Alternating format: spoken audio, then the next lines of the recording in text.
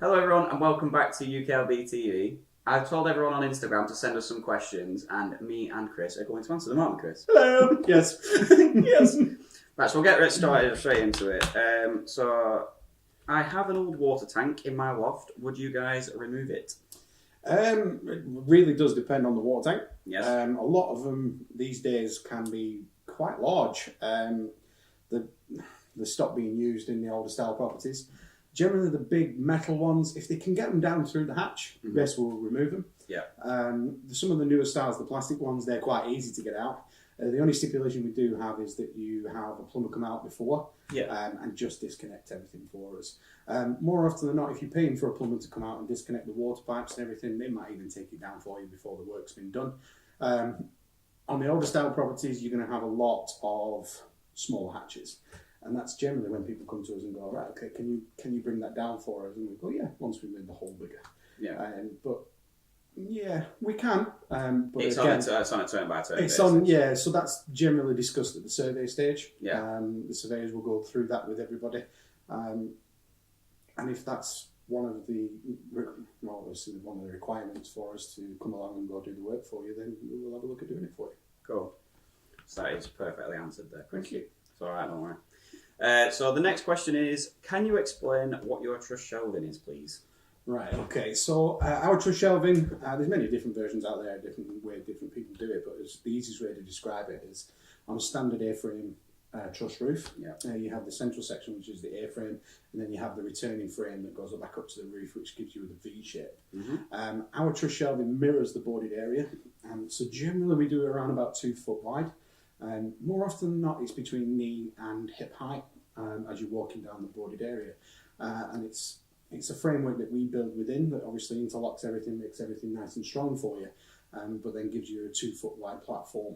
Again, depending on how long your boarded area is, we generally mirror it with the boarding. So say you've got 16 foot long boarding, your truss shelving will mirror that. Mm-hmm. And sometimes customers will ask us to blank out an area, so that will then come across the A-frame at around about 2 foot width again. Yeah, it's just that bit of additional storage. I like to say that people can put the plastic boxes, so you go to like places like IKEA and Home Bargains and things like that. If they're still open, there's that many of them shutting down these days. But the plastic boxes, the see-through boxes, they fit perfectly in between those, between the trusses. Yeah. So, and then obviously store them on top. We do have quite a few customers that do it that way. Cool. And that would be an additional extra on top of our package deals. It is an additional extra on top of the package deals. Yeah. It's just literally have a chat with the surveyor, and if you want that extra space, by all means, we'll do it for you. Well, the next question kind of follows on from that. So, can you board into the eaves? Because truss shelving can be used. If we don't board right into the eaves, truss shelving adds that extra. It does. It's dependent on the style of property you have. So there's two different styles, two distinct different styles. There's a truss roof system, and then you have your purlin style roof system. Now, your purlin roof system was generally pre-60s, pre-70s, and that is a succession of structural walls all held up. The purlins are all held up by the structural walls. In the older style properties, we stick to the regulation that's obviously no more than 3/4 of your loft. So that generally, when we look at it, the purlins will be generally where we stop. Anything after that is generally the eaves, and it's quite a small space, so that's something that we steer clear of. Yeah. And there's not much storage that you can have in there. After that, it's generally all about the airflow. So we raise our boarding up, make sure it's above the insulation level, make sure that you have the correct amount of airflow going around your loft, make sure you don't have any issues. And on the old style properties, so the pre-60s, that is where your airflow comes from. Is the eaves area.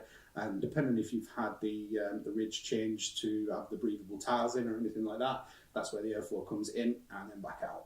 And so we stay well clear of anything past the purlins. And generally it works out to that 3/4. Yeah. So the new build properties, they are a truss roof system. We can utilise them and make sure that we do, again, within the regulations, we tend to stick to the A-frame. That's where the truss shelving comes along. We can go further out for the customers that want that space doing, but again, we stick to the regulations and make sure that we do no more than 3/4 of your loft. Yeah. Again, that generally works out to metre 2 metres max at either side to allow that airflow throughout your loft. On the newer style properties, the breathable membrane is behind the tiles, and again we've got the vent tiles in there, and the airflow comes in and around that loft continuously. And again, we've raised the boarding up above the insulation level to allow that airflow and make sure that everything conforms to the NHBC warranty. So regarding the airflow and everything, that's to prevent condensation, yeah? It is, yeah. That's the whole idea of it, yeah. If we're boarding that loft, we make sure that we don't affect any airflow.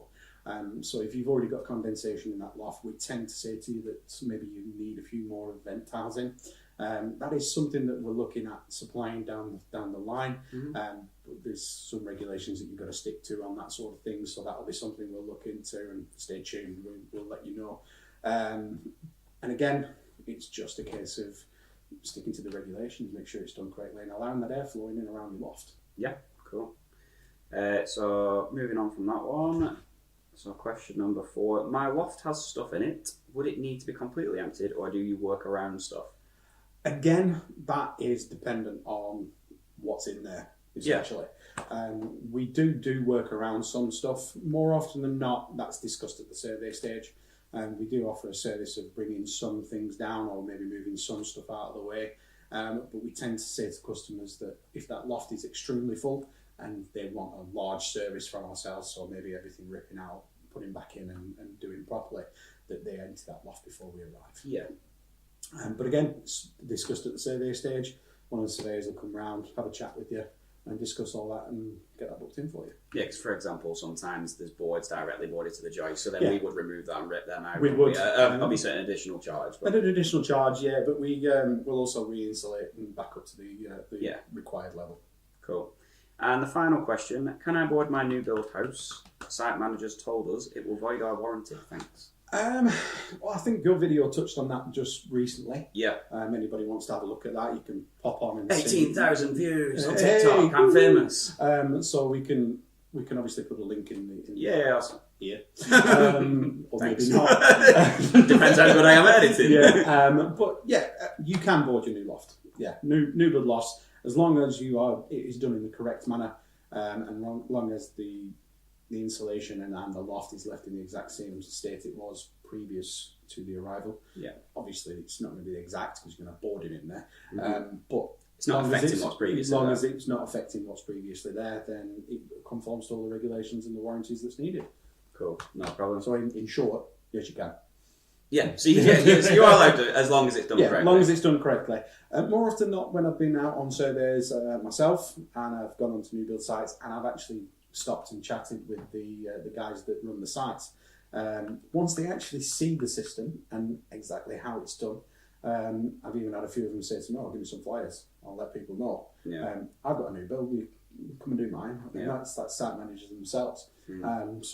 So once they know exactly what system you're using, they're generally not too bad. Yeah. But what I tend to say to customers, I would turn to them and say, "Get them to ring us."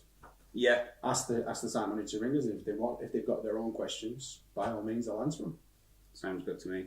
It'd be good if we could get a site manager on as well, to be fair. It would. So if there's any site managers out there that want to have a chat and come in and that disagree with our comments and would like to talk, or would like an explanation about it. It'd have to be a nice talk. I'm not going to be sat here and shouted at. Yeah, a discussion. A civil discussion about the matters at hand. Yes. But yeah, we go out there and we do our very best to conform to every regulation that's out there. And make sure that we do it in a good manner and keep all our customers happy. Sounds good. Well, that's all the questions this week. So if anyone would like any questions answering by the beautiful Chris over here, just ask in the comments below or on our socials. And I suppose we'll see you in the next video. So be sure to like, subscribe, and we'll see you soon. TTFN. What does that mean? No idea. Bye.